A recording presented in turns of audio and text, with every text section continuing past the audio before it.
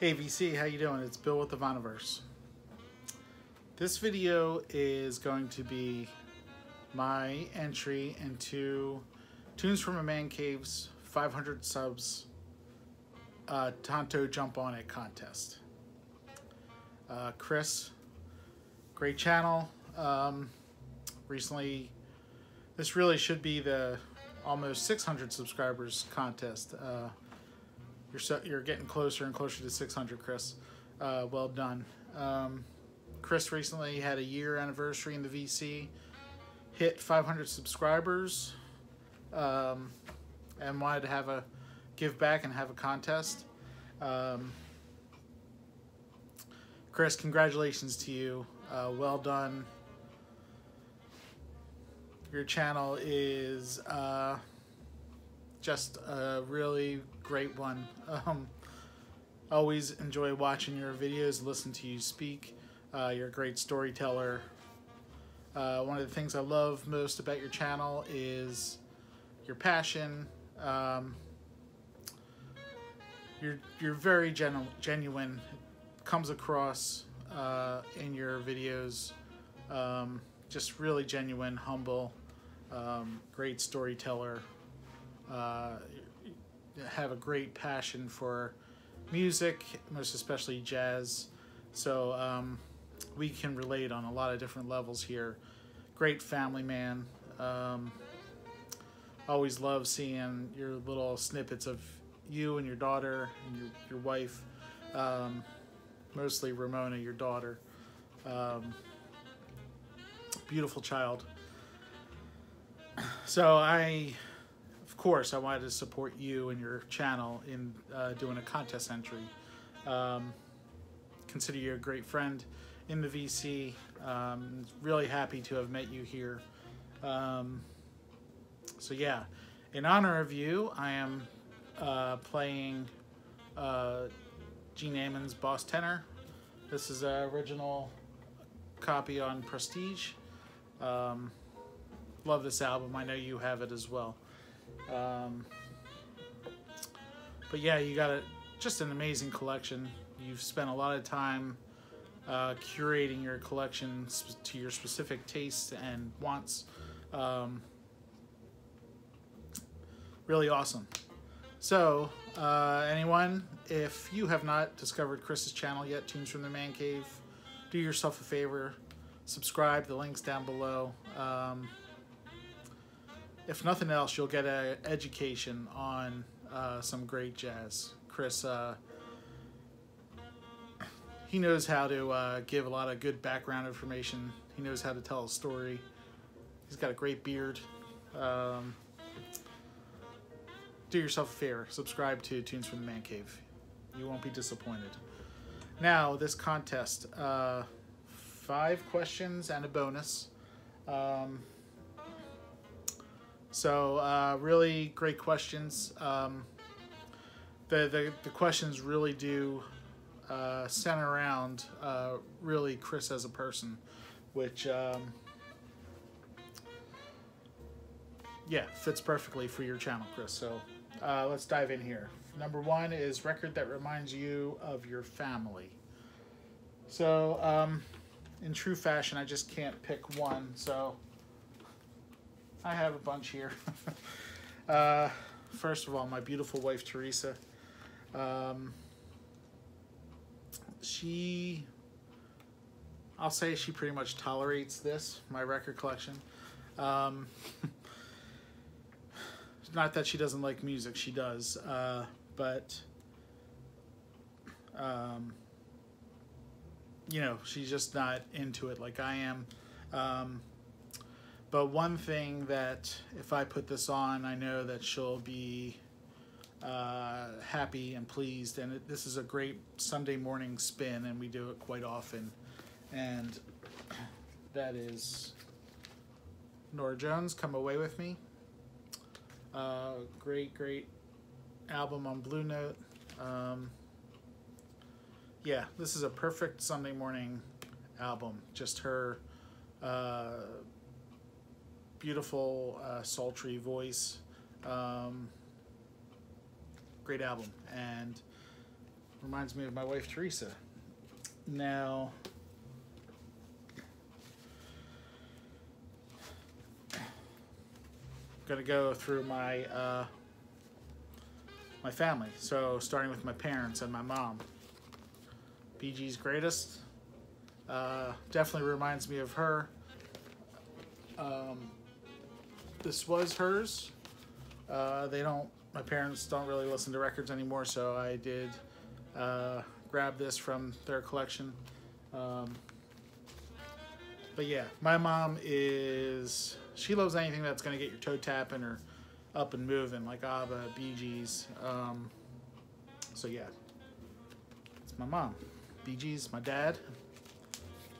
Big fan of tenors, so Pavarotti, you know,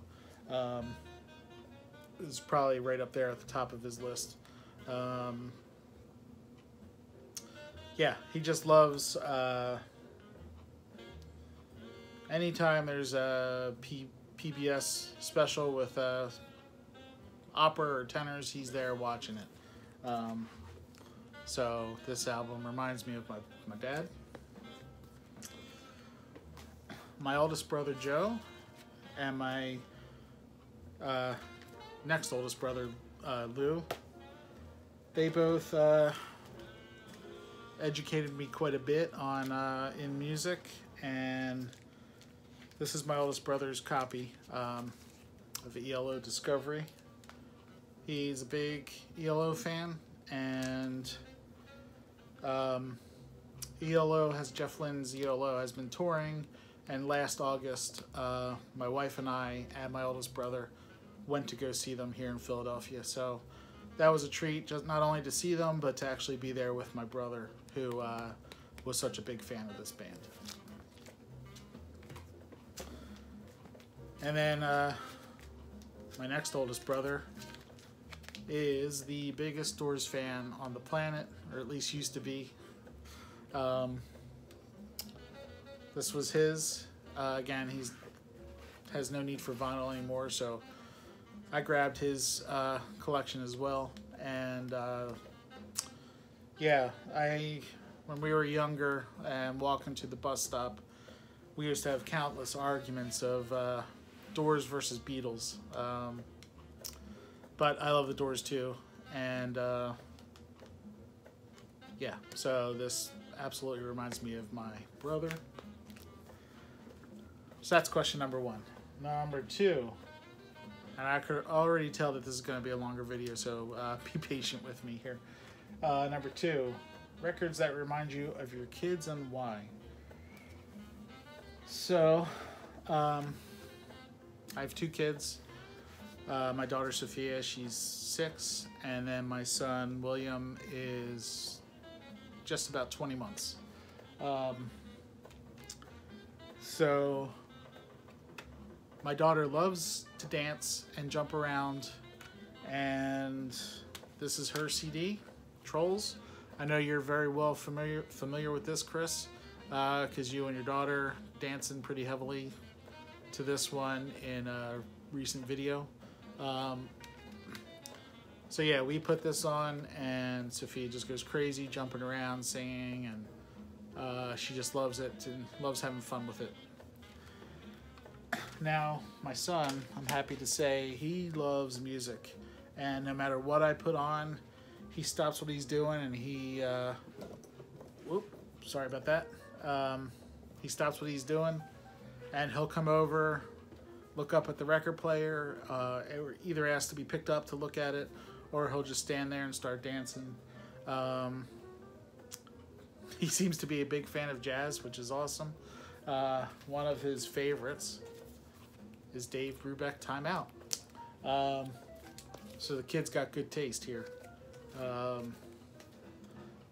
But again, he hears music, and no matter what it is, he's stops what he's doing, gets up and listens, and always seems very happy whenever there's music on. Even if it's a commercial on the television, he hears a jingle, he starts dancing. So makes his dad pretty happy that he's hearing music and loving it. So yeah. So that's number 2. Number 3, favorite beverage while listening to records. So I don't have a specific beverage. When I sit down and listen, it's usually later at night after everyone's gone to bed, and you know, I may just drink water. I may have an adult beverage or something, you know, a rum and coke or a Jack and Coke, or I may pour myself a beer. I don't typically drink during my videos, but in honor of you, Chris, here's a nice Ballast Point Sculpin. Cheers to you.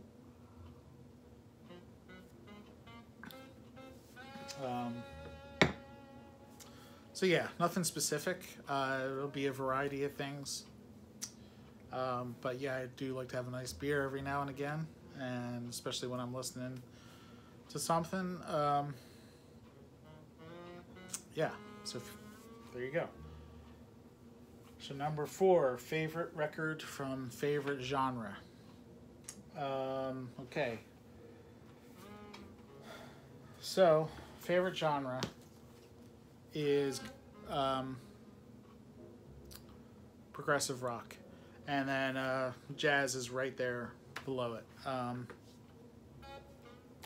So it's no surprise to anyone who's familiar with my channel. I've shown this album countless of times. Favorite band. And my favorite album from the genre and my favorite band is Genesis, The Lamb Lies Down on Broadway. Yeah, what can I say about this album? It's just great.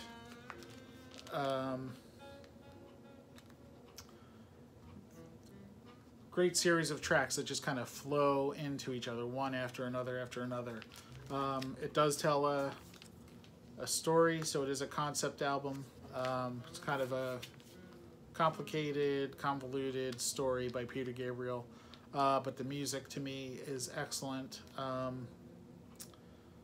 Yeah, I never tire of this album.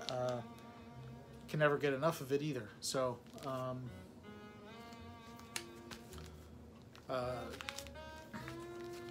it's just tremendous. A lot of great musicianship on this album, and some serious songwriting as well, music wise. So yeah. Now, in honor of you, Chris, I'm gonna show my favorite jazz album as well, since jazz is like right there. And this will be no surprise to you. I know your love of this album as well, but Love Supreme. It's my favorite jazz album. This is such a meaningful and powerful album, not only for me, but for the genre. It's definitely a desert island pick right here. Classic Coltrane lineup. Coltrane on tenor, McCoy Tyner on piano, Jimmy Garrison on bass, and of course Elvin Jones on drums.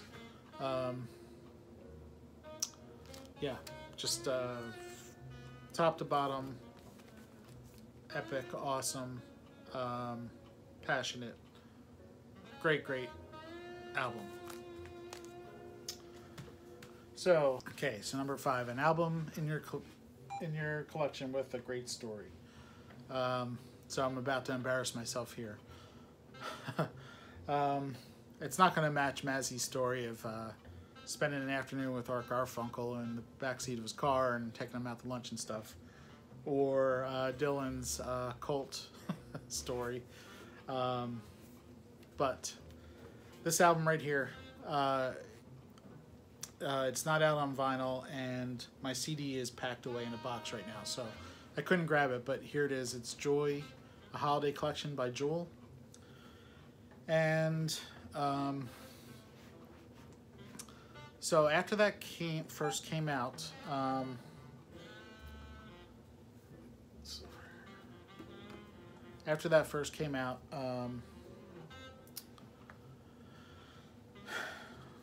let me backtrack a little bit. Jewel's debut album, Pieces of You, when that came out, that became a big love of mine, that album. And her songwriting, and it was just a very important album for me. It helped me through some times, and I became a very big fan of hers. So followed everything she did. Now this is the mid-90s, so the internet was just getting going, and if you recall, there was this thing called IRC chat.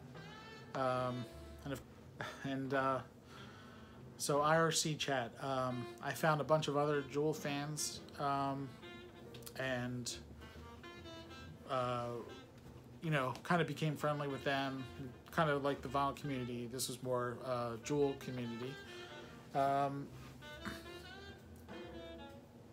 So became friends there, and by the time this album came out, Joy, A Holiday Collection, it was 1999, and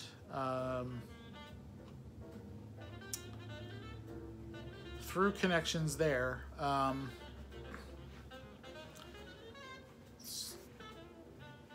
had the opportunity to go see her at the television show Sessions at West 54th Street.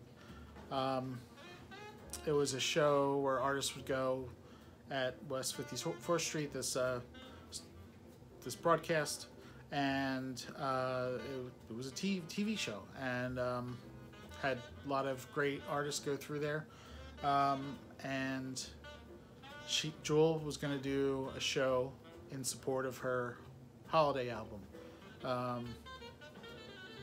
So it was a great opportunity. I was one of 100 people to attend, so very intimate. So me and a friend took a train up to New York, got to the place. If you look in the broadcast, you can clearly see us in there. And it was a great experience. Great to see. It was very intimate. You know, it was maybe 8 feet from her the whole time, and there was a small orchestra there. It was really, really neat, really fun. It was hosted by John Hyatt. But anyway, in the middle of this production, she said, she asked for nail clippers. Her nails were getting in the way of her playing the guitar. So someone came out, she cut her nails right there on stage. This isn't in the broadcast or anything. This is all like in between stuff. There was a lot of banter and a lot of chatting with the audience and whatnot. So yeah, it was a really, really great time. And every once in a while, this show will come up on PBS. It might come, might show up on a random, November, December date on television on PBS, and you might see me there. But anyway, so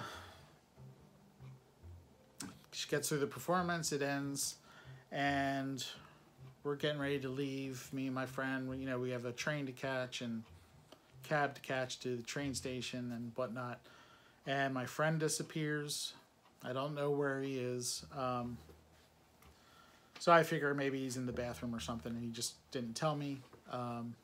So I'm waiting around, and it was a good 12 to 15 minutes that I'm waiting, and then finally he turns up, and he wouldn't tell me where he disappeared to.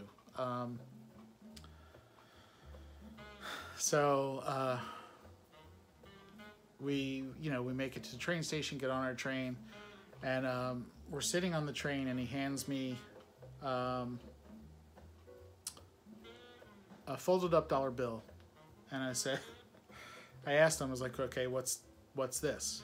And he goes, look inside. So I open it up and look inside, and there are Jewel's fingernail clippings inside of this folded up dollar bill. So, I took it and I put it in my wallet and went home. And that became, you know, I just put it aside. I had Jules fingernails, and I had them for some time. I don't know why I bothered keeping them. Like I said, this is embarrassing. But yeah, I had Jules fingernails for a long time, you know, at least several months, maybe up to a year. I don't recall how long. Until one day I came across the dollar, folded up dollar on my desk. Had forgotten about it, and I looked inside and I was like, what am I doing holding on to these? And I, you know, discarded them. So, so yeah, at one point back in 1999, 2000, I had Jules DNA in my possession. I know. You're all thinking I'm a little bit weird and crazy right now. It's fine. I was much younger then. So, yeah, that's my story. Jules fingernail clippings that my wacky friend collected for me and gave to me. And then I proceeded to hold on to. Okay, moving on here. So that was the 5 questions for the contest. Now there is a tiebreaker bonus question.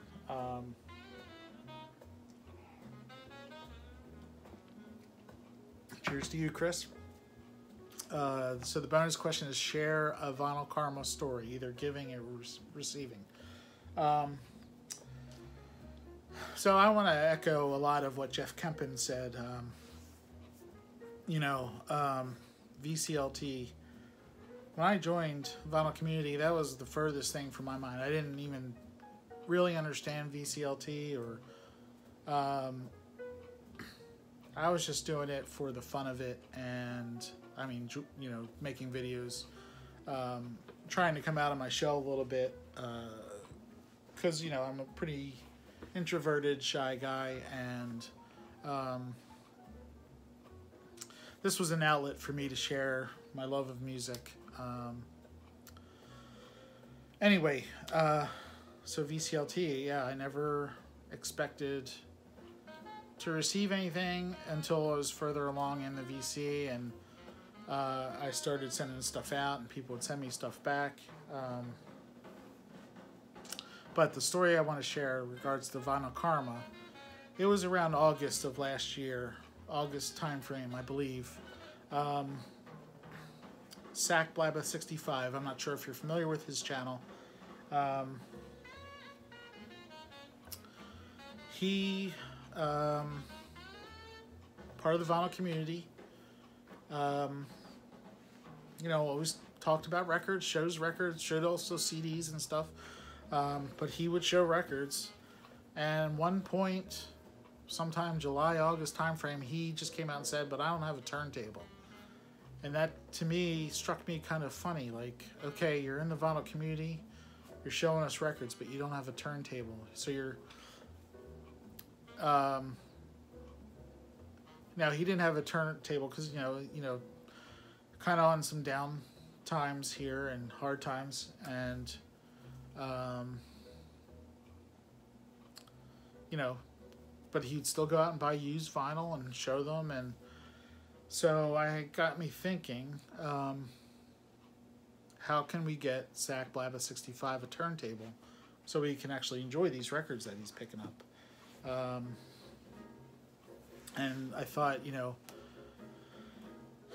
geez, if we could get 10 people to donate like $10 or $15, that would cover a very, you know, an Audio-Technica LP60 or something like that.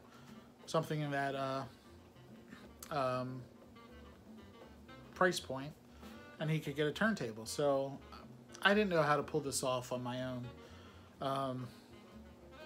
So I casually emailed Steve at Value Vinyl and told him that this was something I was wanting to do, but I didn't know how to do it. And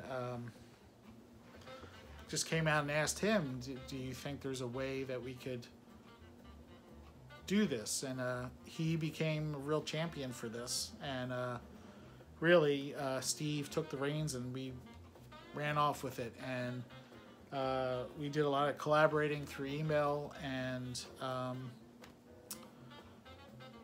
you know, in Steve's videos, he would make videos specifically on getting SAC Blava 65 a turntable and asking people to donate. So people would send me their donations through PayPal, and we did it relatively quickly. And we bought him a turntable plus headphones and a lot of other stuff. Steve picked up some albums, and that really felt great. And now, whenever SAC Blava 65 is posting a video, he's talking about his records, and he's listening to his records, and he's getting VCLT records, and he can actually play them. And that just felt really, really good.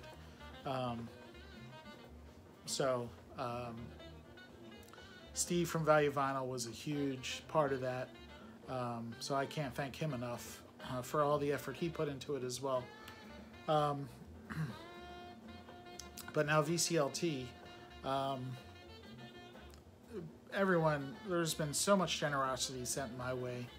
I have, you know, I've sent out a bunch, never with the intention or idea of I'm doing this to get something in return, because that's not. I send stuff out because I love sharing the music, and I really enjoy these channels, and I want to pass along good music to these people. But I mean, over the past year plus, I mean, I've just gotten some amazing things.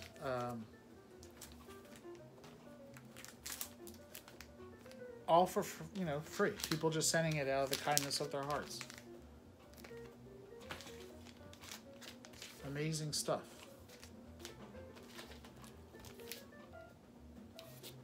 A lot of this is mind-blowing to me too.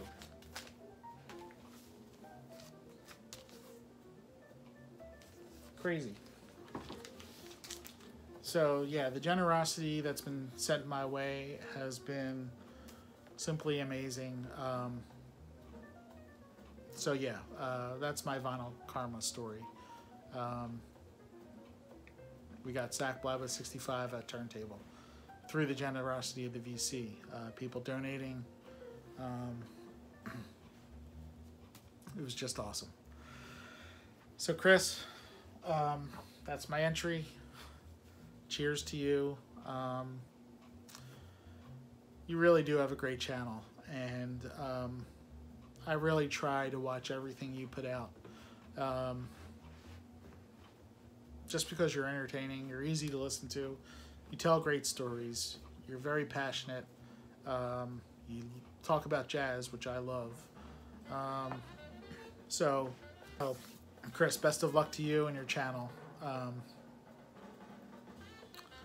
Again, anyone you're not familiar with Tunes from the Man Cave, links down below. Give them a sub. Go check them out, and go learn about jazz. All right, that's gonna do it for me.